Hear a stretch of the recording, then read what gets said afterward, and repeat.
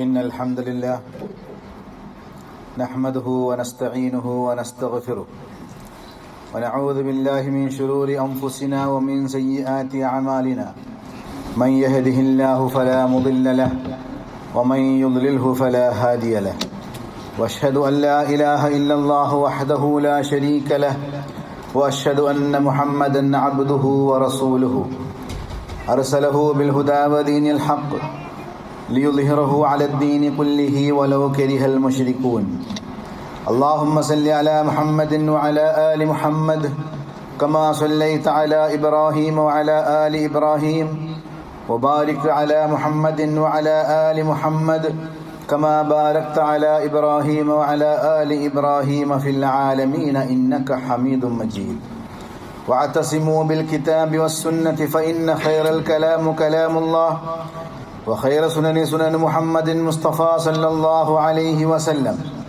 وشر الأمور محدثاتها وكل محدثة بدعة وكل بدعة ضلالة وكل ضلالة في النار يا أيها الذين آمنوا اتقوا الله حق تقاته ولا تموتن إلا وأنتم مسلمون قال الله سبحانه وتعالى في القرآن الحكيم بعد أن أقول أعوذ بالله من الشيطان الرجيم ولما برزوا لجالوت وجنوده قالوا ربنا أفرغ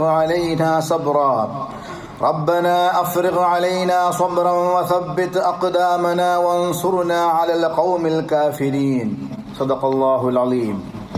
സ്നേഹസമ്പന്നരായ സത്യവിശ്വാസികളെ, എൻ്റെ സഹോദരന്മാരെ, ജീവിതത്തിൻ്റെ രഹസ്യവും പരസ്യവുമായിട്ടുള്ള എല്ലാ മേഖലകളിലും അള്ളാഹുവിൻ്റെ വിധിവിലക്കുകൾ പാലിച്ചുകൊണ്ട് യഥാർത്ഥ മുത്തഖികളായി ജീവിക്കണമെന്ന് എന്നോടെന്ന പോലെ നിങ്ങളോടും വസിയത്ത് ചെയ്യുകയാണ്, ഉപദേശിക്കുകയാണ്. ഒരു സത്യവിശ്വാസിയെ സംബന്ധിച്ചിടത്തോളം ഏറ്റവും വലിയ ആരാധനകളിൽ ഒന്നാണ് അള്ളാഹുവിനോടുള്ള പ്രാർത്ഥനയും വിനയത്തോടുള്ള അപേക്ഷയും. ദുആ എന്ന വാക്ക് പല രൂപത്തിലും വിശുദ്ധ ഖുർആനിൽ 200-ലധികം തവണ ആവർത്തിച്ചു വന്നിട്ടുണ്ട്. പ്രാർത്ഥന കേവലം അള്ളാഹുവിനോടുള്ള സഹായത്തിനുള്ള അപേക്ഷ മാത്രമല്ല, അത് ഒരു ഇബാദത്ത് കൂടിയാണ്. അൻ ബിൻ ബഷീർ റളിയല്ലാഹു അൻഹു أنهما أن رسول الله صلى الله عليه وسلم قال إن الدعاء هو العبادة رواه أحمد والترمذي. പ്രാർത്ഥന തന്നെയാണ് ഇബാദത്ത്.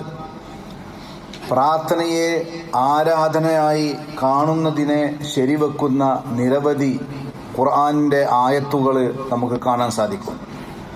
സൂറത്തുൽ ഗാഫിറിൽ 60-ാമത്തെ ആയത്തിൽ അള്ളാഹു പറയുകയാണ്, വഖാല റബ്ബുകും ഉദ്ഉനി അസ്തജിബ് ലക്കും. നിങ്ങളുടെ നാഥൻ പറയുന്നു, എന്നോട് പ്രാർത്ഥിക്കുവിൻ, ഞാൻ നിങ്ങൾക്ക് ഉത്തരം നൽകാം. പ്രാർത്ഥിക്കുന്ന അടിമ അള്ളാഹുമായിട്ട് ഏറ്റവും അടുത്തവനാണ്. സൂറത്തുൽ ബഖറയിലെ നോമ്പിനെ കുറിച്ച് പരാമർശിക്കുന്ന ഇടയിൽ അള്ളാഹു സുബ്ഹാനഹു വ തആല പറയുകയാണ്, وَإِذَا سَأَلَكَ عِبَادِي عَنِّي فَإِنِّي قَرِيبٌ أُجِيبُ دَعْوَةَ الدَّاعِ إِذَا دَعَانِ فَلْيَسْتَجِيبُوا لِي وَلْيُؤْمِنُوا بِي لَعَلَّهُمْ يَرْشُدُونَ. പ്രവാചക, എൻ്റെ അടിമകൾ നിന്നോട് എന്നെക്കുറിച്ച് ചോദിച്ചാൽ അവർക്ക് പറഞ്ഞു കൊടുക്കുക, ഞാൻ അവരുമായി ഏറ്റവും അടുത്തവനാണ്. വിളിക്കുന്നവൻ എന്നെ വിളിച്ചാൽ ആ വിളി കേട്ട് ഞാൻ ഉത്തരം നൽകുന്നു. സഹോദരന്മാരെ, പ്രാർത്ഥന ഒരു സത്യവിശ്വാസിയുടെ ആയുധമാണ്. ഒരു വിശ്വാസിയെ സംബന്ധിച്ചിടത്തോളം സൃഷ്ടാവുമായുള്ള നേരിട്ടുള്ള ബന്ധമാണ് നമ്മളുടെ ദുആകൾ, നമ്മളുടെ പ്രാർത്ഥനകൾ. അത് ഏത് സമയത്തും ഏത് ഭാഷയിലും നിർവഹിക്കാവുന്ന ഒരു സംഗതിയാണ്. അതിൻ്റെ ഇടയിൽ ഒരു മധ്യസ്ഥൻ്റെയും ആവശ്യമില്ല. നമ്മൾക്ക് ആകാശത്തേക്ക് കൈനീട്ടിക്കൊണ്ട് അള്ളാഹുമായിട്ട് നേർക്ക് നേരെ നിങ്ങൾക്ക് ദുആ ചോദിക്കാവുന്നതാണ്. മുസ്ലിങ്ങൾ പ്രതിസന്ധികൾ നേരിടുമ്പോഴും പരീക്ഷണങ്ങൾ അവരെ വലയം ചെയ്യുമ്പോഴും വിശ്വാസികൾ അവരുടെ രക്ഷിതാവിലേക്ക് അഭയം തേടുന്നതായിട്ട് കാണാൻ സാധിക്കും.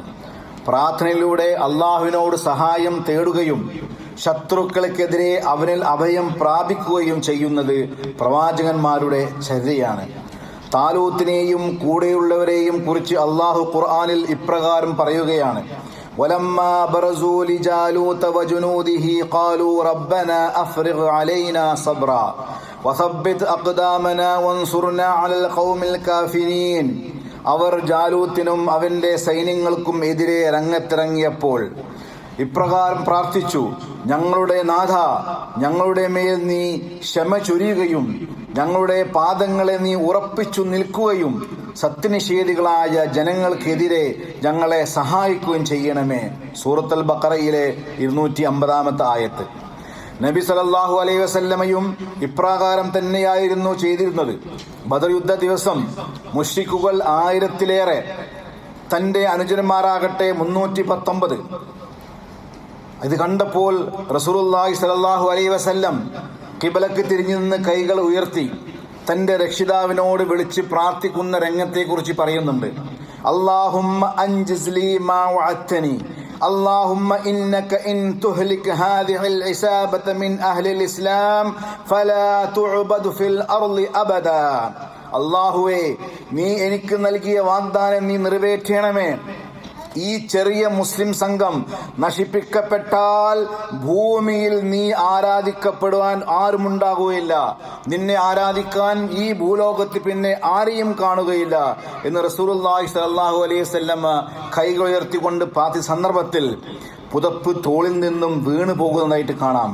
അപ്പോൾ അബൂബക്കർ റളിയല്ലാഹു അൻഹു പുതപ്പെടുത്ത് തോളിട്ടുകൊണ്ട് പറഞ്ഞു: അള്ളാഹുവിന്റെ പ്രവാചകരെ, അങ്ങയുടെ പ്രാർത്ഥന മതിയാകും. അള്ളാഹു തീർച്ചയായും വാഗ്ദാനം പാലിക്കുന്നവനാണ്.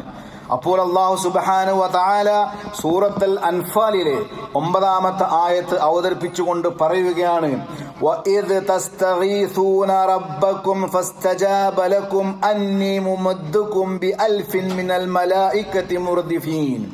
നിങ്ങൾ റബ്ബിനോട് സഹായം തേടിയ സന്ദർഭം മറുപടിയായി അവൻ അരുൾ ചെയ്തു: 1000 മലക്കുകളെ അയച്ച് ഞാനിതാ നിങ്ങളെ സഹായിക്കുന്നു. പ്രാർത്ഥനയ്ക്ക് ഉത്തരം ലഭിക്കുന്ന 3 വഴികളുണ്ട്. നമ്മുടെ പ്രാർത്ഥനകൾക്ക് 3 രീതിയിലാണ് അല്ലാഹു സുബ്ഹാനഹു വ തആല ഉത്തരം നൽകുന്നത്. ഒന്നാമത്തേത്, നാം എന്താണോ ചോദിച്ച കാര്യം അത് ഈ ലോകത്ത് വെച്ച് തന്നെ നൽകുന്നു. രണ്ടാമത്തെ ഒരു രീതി എന്ന് പറഞ്ഞാൽ ആ പ്രാർത്ഥനയുടെ പ്രതിഫലം പരലോകത്തേക്ക് വേണ്ടി അല്ലാഹു സുബ്ഹാനഹു വ തആല മാറ്റിവെക്കുന്നു. മൂന്നാമത്തെ രീതി എന്ന് പറയുന്നത് ആ പ്രാർത്ഥനയ്ക്ക് പകരമായി വരാനിരിക്കുന്ന വലിയൊരു വിപത്തിൽ നിന്ന് അല്ലാഹു സുബ്ഹാനഹു വ തആല ആ വ്യക്തിയെ രക്ഷിക്കുന്നു. പ്രാർത്ഥനകൾ സ്വീകരിക്കപ്പെടാൻ നാം ശ്രദ്ധിക്കേണ്ട കാര്യങ്ങൾ എന്താണ്? ഒന്നാമതായി അള്ളാഹുവിനെ സ്തുതിക്കുക. പ്രാർത്ഥനയുടെ തുടക്കത്തിൽ അള്ളാഹുവിനെ പുകഴ്ത്തുകയും വാഴ്ത്തുകയും സ്തുതിക്കുകയും ചെയ്യുക. രണ്ടാമത്തെ സലാത്ത് ചൊല്ലുക. റസൂലുള്ളാഹി സ്വല്ലല്ലാഹു അലൈഹി വസല്ലമയുടെ പേരിൽ സ്വലാത്ത് ചൊല്ലി പ്രാർത്ഥന ആരംഭിക്കുന്നതും അവസാനിപ്പിക്കുന്നതും ഉത്തമമായ കാര്യമാണ്. ഉറച്ച വിശ്വാസമാണ് മൂന്നാമത്തെ കാര്യം.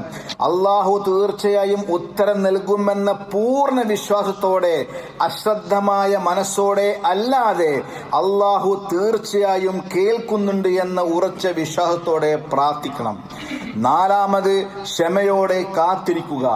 ഞാൻ പ്രാർത്ഥിച്ചിട്ടും എനിക്ക് ഉത്തരം കിട്ടിയില്ല എന്ന് പറഞ്ഞ് ധൃതി കൂട്ടാതിരിക്കുക. അഞ്ചാമത്തെ പ്രധാനപ്പെട്ട കാര്യം ഭക്ഷണം ഹലാലാവുക എന്നതാണ്. ഒരാൾ അന്യമായ വഴിയിലൂടെ സമ്പാദിച്ച ഭക്ഷണമാണ് കഴിക്കുന്നുവെങ്കിൽ അയാളുടെ ദുആ സ്വീകരിക്കപ്പെടാൻ പ്രയാസമാണ്. അതുകൊണ്ട് സഹോദരന്മാരെ, ഹറാമായ സമ്പാദ്യത്തിൽ നിന്നും വിട്ടുനിൽക്കുക. അത് നമ്മുടെ കുടുംബത്തെ നിങ്ങൾ തീറ്റിപ്പിക്കരുത്.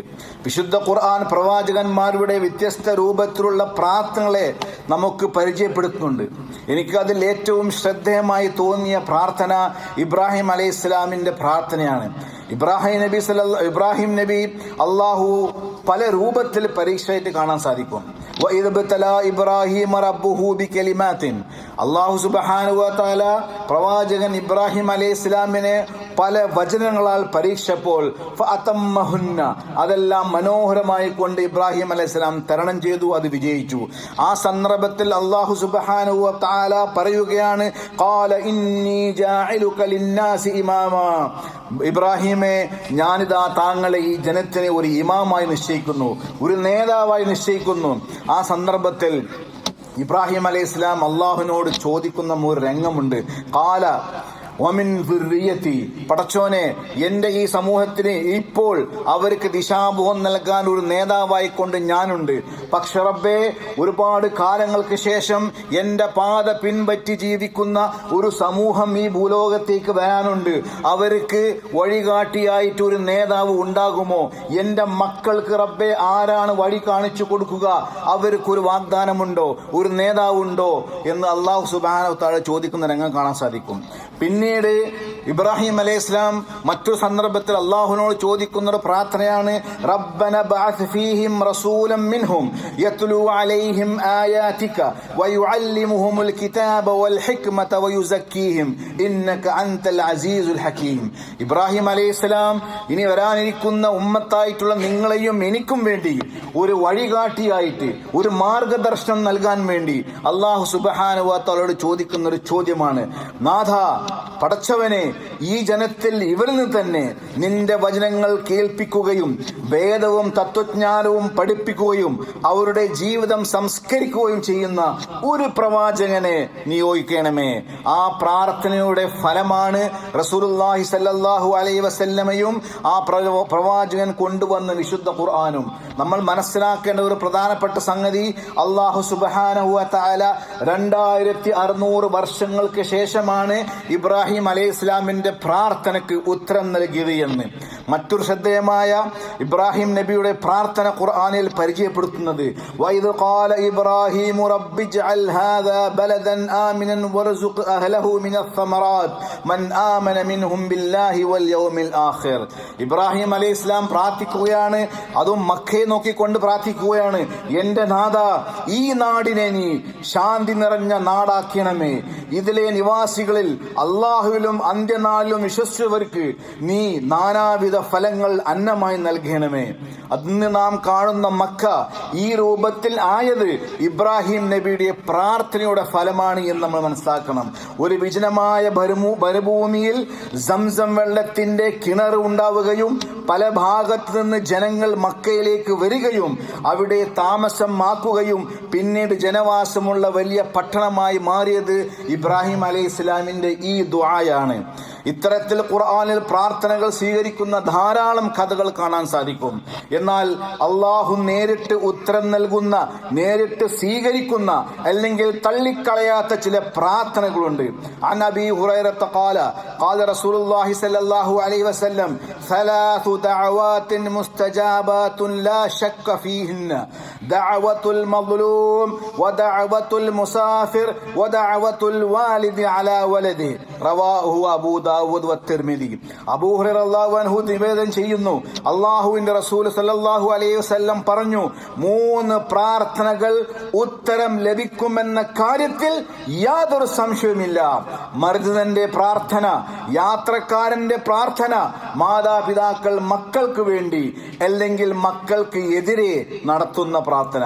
സഹോദരന്മാരെ, എന്റെയും നിങ്ങളെയും വിഷയത്തിൽ ഒരു മറയുമില്ലാതെ സ്വീകരിക്കപ്പെടുന്ന ഒരു പ്രാർത്ഥനയുണ്ടെങ്കിൽ അത് നമുക്ക് വേണ്ടി നമ്മളുടെ മാതാപിതാക്കൾ നടത്തുന്ന പ്രാർത്ഥനയാണ്. നമുക്ക് എന്ത് പ്രയാസമുണ്ടെങ്കിലും നാം നമ്മുടെ മാതാപിതാക്കളോട് നമുക്ക് വേണ്ടി പ്രാർത്ഥിക്കാൻ ആവശ്യപ്പെടുക, അള്ളാഹു ആ പ്രാർത്ഥന സ്വീകരിക്കും. മാതാപിതാക്കളുടെ നാവ് മക്കൾക്ക് വേണ്ടി ചലിക്കുന്നത് മക്കളുടെ ജീവിതത്തിലെ ഏറ്റവും വലിയ ഭാഗ്യമാണ്. സഹോദരന്മാരെ, നമ്മുടെ മാതാപിതാക്കൾ മരണപ്പെട്ടാൽ നമ്മളുടെ ഏറ്റവും വലിയ നഷ്ടം എന്താണെന്ന് നിങ്ങൾക്കറിയാമോ? നമുക്ക് വേണ്ടി ആകാശത്തേക്ക് കൈ ഉയർത്തി പ്രാർത്ഥിച്ചാൽ അത് അല്ലാഹു സുബ്ഹാനഹു വ തആല സ്വീകരിക്കുമെന്ന കാര്യത്തിൽ ഒരു സംശയവുമില്ല. എന്നാൽ ആ പ്രാർത്ഥനയുടെ ഉറവിടം, ആ പ്രാർത്ഥനയുടെ സ്രോതസ് ഇല്ലാതായിരിക്കുന്നു. ഇതാണ് സഹോദരന്മാരെ നമ്മുടെ ഏറ്റവും വലിയ നഷ്ടം. അള്ളാഹു നമ്മുടെ മാതാപിതാക്കളെ അനുഗ്രഹിക്കുമാറാവട്ടെ. മുആദ് ഇബ്നു ജബൽ റളിയല്ലാഹു അൻഹുവിനെ യമനിലേക്ക് അയക്കുമ്പോൾ നബി കരീം റസൂലുള്ളാഹി സ്വല്ലല്ലാഹു അലൈഹി വസല്ലം നൽകിയ ഉപദേശം, ഖാല റസൂലുള്ളാഹി സ്വല്ലല്ലാഹു അലൈഹി വസല്ലം വത്തഖി ദഅവതൽ മദ്ലൂം ഫഇന്നഹു ലൈസ ബൈനഹാ വബൈനല്ലാഹി ഹിജാബ്. മർദ്ദിതന്റെ പ്രാർത്ഥനയെ നീ സൂക്ഷിക്കുക, നീ ഭയപ്പെടുക. കാരണം അതിനും അള്ളാഹുവിന്റെ ഇടയിലും ഒരു തരത്തിലുള്ള മറയും ഉണ്ടാവുകയില്ല. മർദ്ദിക്കപ്പെടുന്നവന്റെ പ്രാർത്ഥന അള്ളാഹു സുബ്ഹാനഹു വ തആല സ്വീകരിക്കുക തന്നെ ചെയ്യും. അവൻ ആരുമാകട്ടെ, മർദ്ദനം കേവലം ശാരീരികം മാത്രമല്ല, തന്റെ കീഴിൽ ജോലി ചെയ്യുന്നവർക്ക് ശമ്പളം നൽകാതിരിക്കൽ തുടങ്ങി, നാട്ടിലേക്ക് പോകാൻ പാസ്പോർട്ട് കൊടുക്കാതെ പിടിച്ചു വെക്കുന്നത് തുടങ്ങി, മാനസികമായ പീഡനം ഉൾപ്പെടെ ഇത്തരത്തിലുള്ള എല്ലാ കാര്യങ്ങളും മർദ്ദനത്തിന്റെ നിർവചനത്തിൽ പെടുമെന്ന് മനസ്സിലാക്കുക. അൻ അബീ ദർദാ അൻ നബി സല്ലല്ലാഹു അലൈഹി വസല്ലം ഖാല ദഅവത്തുൽ മർഇൽ മുസ്ലിമി ലി അഖീഹി ബി ലഹ്റിൽ ഗൈബി മുസ്തജാബ. ഒരു മുസ്ലിം തന്റെ സഹോദരന് വേണ്ടി അവൻ ഇല്ലാത്തപ്പോൾ രഹസ്യമായി നടത്തുന്ന പ്രാർത്ഥന സ്വീകരിക്കപ്പെടും. ഇൻദ റഅസിഹി മലക്കുൻ മുവക്കലുൻ കുല്ലമാ ദഅ ലി അഖീഹി ബിഖൈർ ഖാലൽ മലക്കുൽ മുവക്കലു ബിഹി ആമീൻ വലക മിസ്ലി. പ്രാർത്ഥിക്കുന്നവന്റെ തലക്ക് നിയോഗിക്കപ്പെട്ട ഒരു മലക്കുണ്ടാകും. അവൻ തന്റെ സഹോദരന് വേണ്ടി നന്മ ചോദിക്കുമ്പോഴെല്ലാം ആ മലക്ക് പറയും, ആമീൻ, നിനക്കും അതുപോലെ ലഭിക്കട്ടെ. സഹോദരന്മാരെ, ദുആ കൊണ്ട് പരസ്പരം വസിയത്ത് ചെയ്യുക, തന്റെ സഹോദരന് വേണ്ടി പ്രാർത്ഥിക്കുക. അള്ളാഹു നമ്മളുടെ പ്രയാസങ്ങൾ ദൂരീകരിക്കുമാറാകട്ടെ.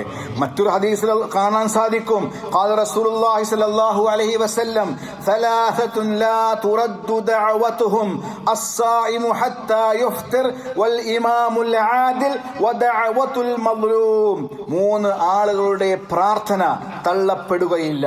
നോമ്പുകാരന്റെ നോമ്പ് തുറക്കുന്നത് വരെയുള്ള പ്രാർത്ഥന, നീതിമാനായ ഭരണാധികാരി മർദ്ദിതന്റെ പ്രാർത്ഥന. സ്വീകരിക്കപ്പെടുന്ന പ്രാർത്ഥനകൾ നോമ്പുകാരന്റെ പ്രാർത്ഥനയും ഉൾപ്പെട്ടിട്ടുണ്ട്.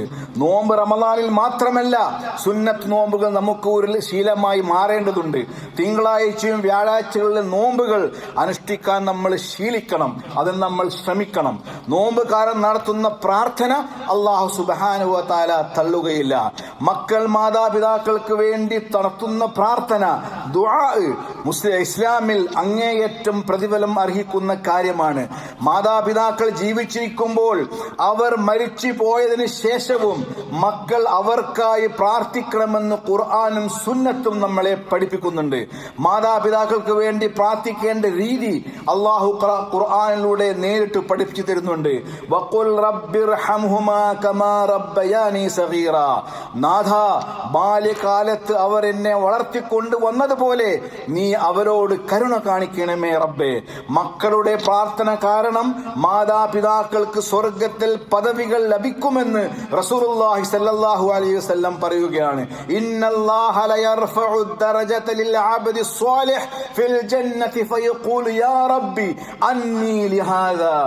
എന്തുകൊണ്ടാണ്? അതായത് ഒരു മനുഷ്യൻ മരണപ്പെട്ടുകൊണ്ട് അള്ളാഹുവിന്റെ അടുത്ത് ചെല്ലുമ്പോൾ അള്ളാഹു അവന്റെ ദറജ ഉയർത്തി കൊടുക്കുമ്പോൾ ആ മനുഷ്യൻ ചോദിക്കും പടച്ചവനോട്, യാ റബ്ബേ, ഇത്രമാത്രം ഒന്നും ഞാൻ ചെയ്തിട്ടില്ലല്ലോ, എന്തുകൊണ്ടാണ് എനിക്ക് ഇത്തരത്തിലുള്ള പദവി ലഭിക്കാനുള്ള കാരണം?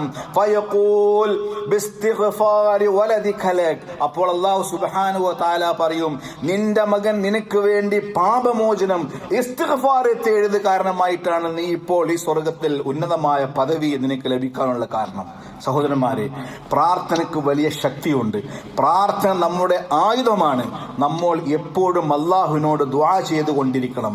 നമ്മുടെ മാതാപിതാക്കൾക്ക് വേണ്ടി, നമ്മളുടെ മക്കൾക്ക് വേണ്ടി, കുടുംബത്തിന് വേണ്ടി, സഹോദരങ്ങൾക്ക് വേണ്ടി, മുസ്ലിം ഉമ്മത്തിന് വേണ്ടി, നമ്മുടെ നാടിന് വേണ്ടി, എല്ലാവർക്കും നാം പ്രാർത്ഥിച്ചു കൊണ്ടിരിക്കണം. നാം ഇന്നൊരു പ്രത്യേക സാഹചര്യത്തിലാണ് കടന്നു പോകുന്നത്. ഈ നാടിന് വേണ്ടി നാം പ്രാർത്ഥിക്കണം. ഇവിടുത്തെ ഭരണാധികാരികൾ വേണ്ടി നമുക്ക് പ്രാർത്ഥിക്കണം. നമ്മൾക്ക് കാവലായി നിൽക്കുന്ന ഇവിടുത്തെ പട്ടാളക്കാർക്ക് വേണ്ടി നാം പ്രാർത്ഥിക്കണം. അല്ലാഹു സുബ്ഹാനഹു വ തആല നമ്മുടെ പ്രാർത്ഥന സ്വീകരിക്കുമാറാകട്ടെ. നമ്മളെ ഒരുപാട് സഹോദരങ്ങള്, മാതാപിതാക്കള്, ബന്ധുമിത്രാദികള് രോഗം കൊണ്ട് പ്രയാസപ്പെടുന്നവരാണ്. പല ഹോസ്പിറ്റലുകളും അവർ രോഗത്തോട് പൊരുതിക്കൊണ്ടിരിക്കുകയാണ്. നമ്മുടെ ദുആ കൊണ്ട് അവർ വസീയത്ത് ചെയ്തിട്ടുണ്ട്. അല്ലാഹുവേ, നാഥ, ഞങ്ങളുടെ സഹോദരങ്ങളുടെ അസുഖം നീ പൂർണ്ണ ശിഫ നൽകി അനുഗ്രഹിക്കണമേ. ഞങ്ങളുടെ മാതാപിതാക്കളോട് നീ കരുണ കാണിക്കണമേ റബ്ബേ. ഞങ്ങളുടെ മക്കൾക്ക് നീ ദിശാബോധം നൽകണമേ. ഇന്ന് ഇവിടെ ഞങ്ങൾ ഒരുമിച്ച് കൂടിയതുപോലെ നാളെ നിന്റെ ജന്നാത്തുൽ ഫിർദൗസിൽ ഒരുമിച്ച് ഒരുമിച്ച് കൂടാനുള്ള സൗഭാഗ്യം നീ ഞങ്ങൾക്ക് അനുഗ്രഹിക്കണമേ നാഥ. നമ്മളിൽ നിന്നും മരണപ്പെട്ടു പോയ മാതാപിതാക്കൾക്ക്, ഇണകൾക്ക്, മക്കൾക്ക്, സഹോദരന്മാർക്ക്, കുടുംബത്തിൽപ്പെട്ടവർക്ക് നീ മഗ്ഫിറത്തും മർഹമത്തും നൽകി അനുഗ്രഹിക്കണമേ. അഖൂലു ഖൗലി ഹാദാ വഅസ്തഗ്ഫിറുല്ലാഹു ലി വലക്കും ഫസ്തഗ്ഫിറൂ ഇന്നഹു ഹുവൽ ഗഫൂറുർ റഹീം.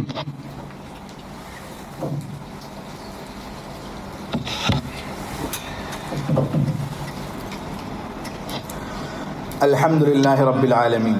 أشهد أن لا إله إلا الله وحده لا شريك له وأشهد أن محمدا عبده ورسوله. اللهم صل على محمد وعلى آل محمد. يا أيها الذين آمنوا اتقوا الله حق تقاته فلا تموتن إلا وأنتم مسلمون. إن الله وملائكته يصلون على النبي. يا أيها الذين آمنوا صلوا عليه وسلموا تسليما. اللهم اغفر للمسلمين والمسلمات والمؤمنين والمؤمنات الأحياء منهم والأموات إنك قريب مجيب الدعوات يا رب العالمين. اللهم آت نفوسنا تقواها وزكها أنت خير من زكاها أنت وليها ومولاها. اللهم أعز الإسلام والمسلمين وأذل الشرك والمشركين ودمر أعداءك وأعداء الدين. اللهم احفظ الكويت وأهلها من كل شر ومكروه. اللهم احفظ إخوتنا من المرابطين وقوى الأمن والدفاع والحرس الوطن وجميع القائمين على أمن البلاد وثبت الأرض تحت أقدامهم. اللهم وفق أميرنا لهداك واجعل أعماله في رضاك وألبسه ثوب الصحة والعافية. اللهم اجمع كلمة المسلمين وألف بين قلوبهم. اللهم اجعل هذا البلد آمنا مطمئنا سخاء رخاء وسائر بلاد المسلمين. اللهم تقبل منا إنك أنت السميع العليم وتب علينا إنك أنت التواب الرحيم. اللهم توفنا مسلما وألحقنا بالصالحين. وصلى الله على سيدنا محمد وعلى آله وصحبه وسلم وآخر دعوانا عن الحمد لله رب العالمين وأقم الصلاة.